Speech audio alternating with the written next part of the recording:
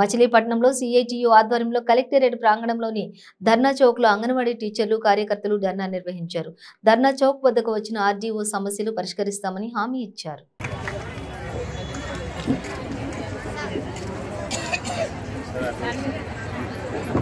మనం ఇప్పటివరకు మన డిపార్ట్మెంట్ అధికారులకి పెండింగ్ లో ఉన్న టీఏ బిల్లులు వెంటనే ఇవ్వాలి.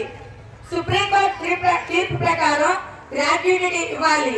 రిటైర్మెంట్ బెనిఫిట్ 5 లక్షలు ఇవ్వాలి.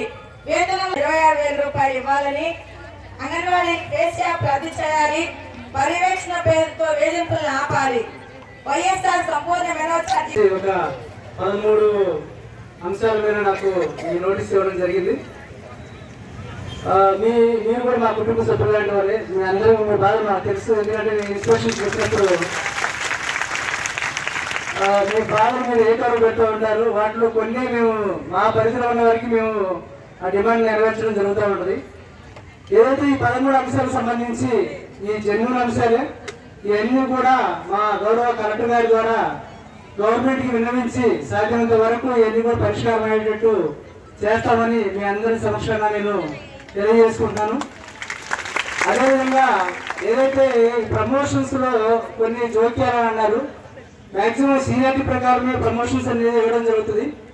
అట్లాంటి ఎక్కడైనా ఏమైనా ల్యాప్సెస్ ఉన్నా కూడా పీడీ ఐసీడీఎస్ గారితో మాట్లాడి అట్లాంటి ఏమి జరగకుండా పారదర్శకంగా మీకు ప్రమోషన్స్ వచ్చేది కూడా ప్లాన్ చేస్తానని సభాముఖంగా తెలియజేస్తూ ఈ యొక్క అవకాశం ఇచ్చినందుకు మీ అందరూ ధన్యవాదాలు.